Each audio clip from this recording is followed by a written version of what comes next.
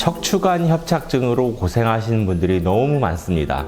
허리가 아프고 엉치가 아프고 다리가 저려서 걷기도 힘들고 이런 분들 참 많으시죠. 과연 어떻게 치료해야 될지, 어떻게 해야지 이게 없어질지 많은 고민을 하실 텐데요. 과연 이 협착증 어떻게 치료하는 게 좋은 방법일까요?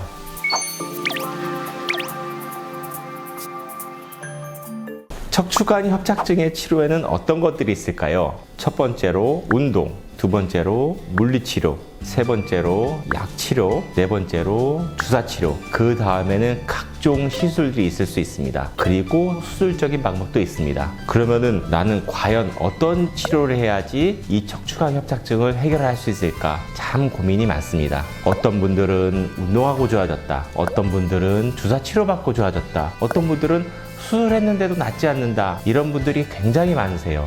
근데 여기서 알아야 될 거는 척추관 협착증의 치료는 따로 있다는 겁니다. 척추관 협착증을 가장 정확하게 치료하기 위해서는 자기의 몸 상태, 자기의 척추관 협착증의 상태를 가장 먼저 알아야 합니다. 1단계부터 5단계까지 있습니다. 척추관 협착증이 없는 상태는 바로 이런 모양이에요. 척추관 협착증이 아주 약하게 있는 경우 이런 모양입니다. 이렇게 약한 협착증 같은 경우에는 운동치료로 충분히 해결이 될 수가 있습니다. 걷고 스트레칭을 하고 누워서 다리 올리기 등의 운동을 꾸준히 하면 이 정도의 협착증은 충분히 해결이 될 수가 있습니다. 다음 단계를 보시겠습니다.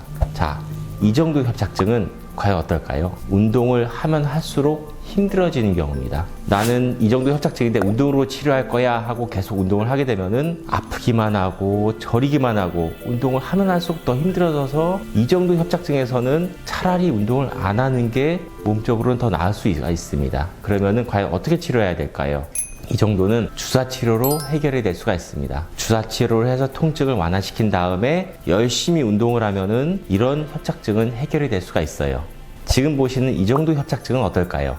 이 정도 협착증은 아까 보셨던 거랑은 확연히 다르죠. 눌려지는 신경 범위가 좀 더 좁습니다. 따라서 협착증에 의해서 신경이 많이 눌리는 상태예요. 이런 경우에는 주사치료하면은 오히려 더 안 좋아요. 왜냐하면 주사치료라는 거는 척추관 협착증이 있는 부위에 약을 주입을 해서 그 약 효과를 보는 건데, 이렇게 좁은 경우에는 그 협착증 있는 부위에 약이 들어간다고 해도 이 자체로 눌리는 것 때문에 증상이 더 심해지고, 대부분은 척추관 협착증 내부에 들어가지 못하고 밖으로 다 새게 됩니다. 그래서 주사치료를 맞아도 효과가 없고 맞아도 더 아픈 것 같고 이런 현상이 나타나게 됩니다. 이런 경우에는 시술적인 방법을 생각을 해볼 수가 있습니다. 좀 전에 말씀드렸다시피 주사치료하면 밖으로 새는 경우가 생겨요. 시술은 이 약을 정확하게 새지 않게 주입을 할 수가 있습니다. 그래서 통증을 완화시키고 저림감을 줄일 수가 있습니다. 이런 단계에서는 운동이나 주사치료가 아닌 시술을 해서 완화를 시킬 수가 있습니다. 자,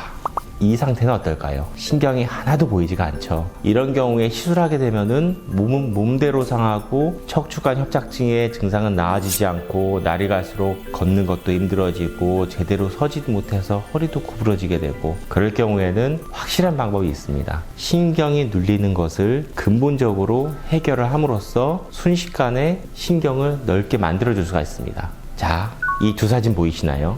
이쪽이 치료 전의 상태고 이쪽이 치료 후의 상태입니다. 치료 전에 이렇게 보이지도 않았던 신경이 지금 보시면은 아주 커졌죠.